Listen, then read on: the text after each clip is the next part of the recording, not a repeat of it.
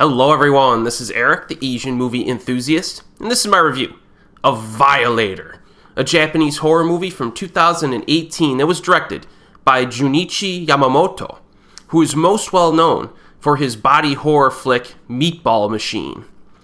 Now the following plot synopsis is from the website It's Blogging Evil. Desperate to track down her sister, who becomes involved in an online social media forum about mass suicide, a woman's investigation leads her on a train ride to a small village on the outskirts of the city. There she meets a man named Red Sheep, an internet handle for the mass suicide forum greeter for those individuals seeking to give up their life willingly. She goes to the abandoned house where congregated patrons of their own demise wait for forum members from all over to gather before stepping into the afterlife.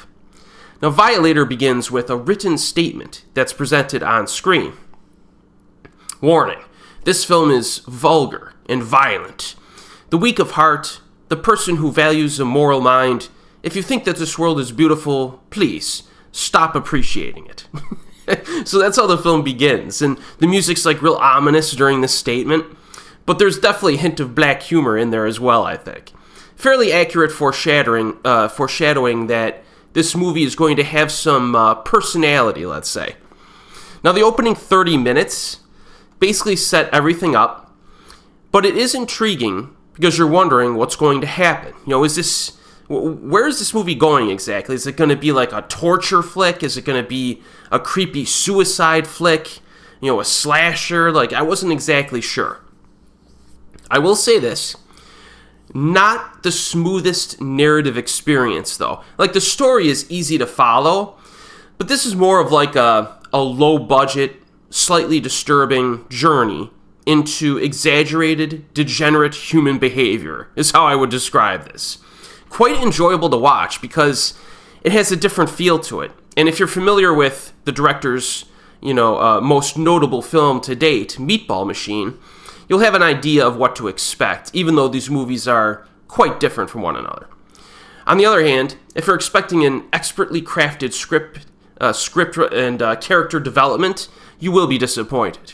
You know, to the film's credit, we do get a feel for most of the characters, like the guy who's recording a documentary and the woman who does not seem to be taking things seriously.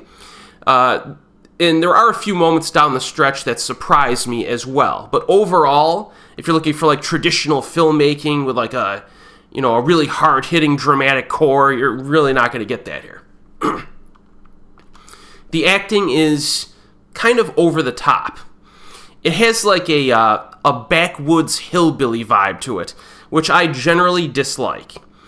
But it fits the movie, and it works better than usual because these folks are not overly obnoxious all of the time.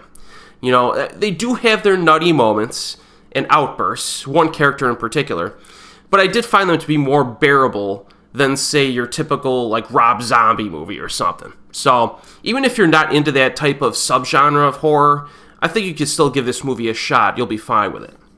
Now, in terms of the scares, Violator becomes pretty demented and violent. The horror elements are effective in a low-budget sort of way. As you might expect, the situation kind of spirals out of control, and things get bad for these characters. As I mentioned earlier, there's a sprinkling of black humor in this, especially the scene involving the girl who really wants to die. But there are some good death scenes in this. You know, regardless of how they happen, and I'm trying to be vague, there are some good death scenes, a few of which are actually very memorable, I think. A few actually pretty shocking as well. Now, the blood effects are a mix of practical and CGI. Again, for a movie like this, I don't see the reason why they would ever use CGI blood. You know, just take a little extra time on set and use practical. I had the same criticism of Ghost Mask Scar, which I reviewed last week. But still, there are a few essentially pretty shocking moments in this film, which is good. Once the opening half-hour setup is done, there's like a death scene around every corner, you know? Visually, it's decently shot, a few striking shots involving sunlight in the forest. The score has some like piano music mixed in, some droning synth, even some chanting. It's kind of like a little mixed bag of stuff, but it's good. Runtime is 1 hour and 12 minutes, so very easy to sit through. I enjoyed Violator. I recommend it to those of you who like, I would say, lower budget, violent, and somewhat nutty Japanese horror films. It's quite a good one from recent years. Easiest to find on DVD. The subtitles on the DVD release are imperfect at times, but not a big problem. Only slightly distracting in spots. So check this one out, and if you see it, let me know what you think. And as always, folks, I'll see you next time.